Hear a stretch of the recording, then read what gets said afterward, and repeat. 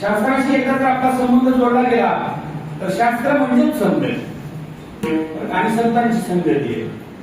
पण शास्त्राचे शब्द करणं खूप अवघड आहे. नामामध्ये ग्रंथ श्रेष्ठ ज्ञान देवी एक तरी ओवी अनुभवावी. एखाद्या तरी ओवीचा अनुभव आमच्या जीवनामध्ये यावा असं म्हणतात नामदेव. म्हणजे एवढं सोपंही नाही आणि एवढं अवघडही नाही. गुरु कृपा झाली तर सोपं आहे, शास्त्र कृपा झाली तर सोपं आहे, आत्मकृपा झाली तर सोपं आहे. नाहीतर एवढा दुनियाभरचा सोपा असणारा परमार्थ खूप अवघड आहे महाराज. विठाल विठाल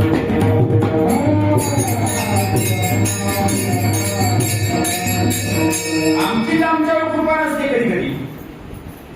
एखाद्या वेळेला गुरुची कृपा होईल, पण आमची जर अंतःकरणाची कृपा आमच्यावर नाही झाली तर कितीही गुरुनी जरी बोलत्या कानामध्ये जरी निर्णय केली तरी तो परिणाम अंतःकरणावरती त्याचा परिणाम होत नाही.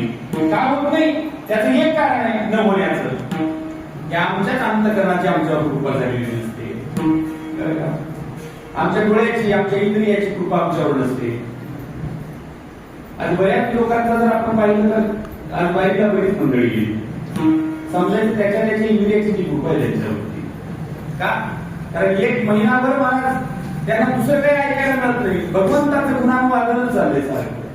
पायाने त्यांच्या दिशेनं वाटचाल करते, हाताने दिवस रात्र टाळी वाजवून चाललंय, मुखाने भगवंताचं नाव चिंतन चाललंय आणि डोळ्यांनी भगवंताचं स्वरूप पाहत चाललंय. म्हणजे एक महिन्यापूर्वी तरी त्याला त्यांच्या बाह्य इंद्रियाची तरी त्यांच्यावर कृपा आहे. बरं का? शम आणि दम कसा म्हणतात? पहिली इंद्रियाची कृपा म्हणजे शम आहे आणि आंतर इंद्रियाची कृपा म्हणजे दम आहे.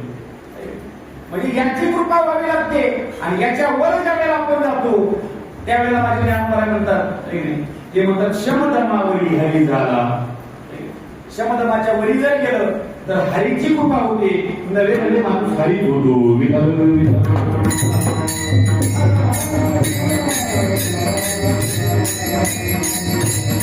म्हणून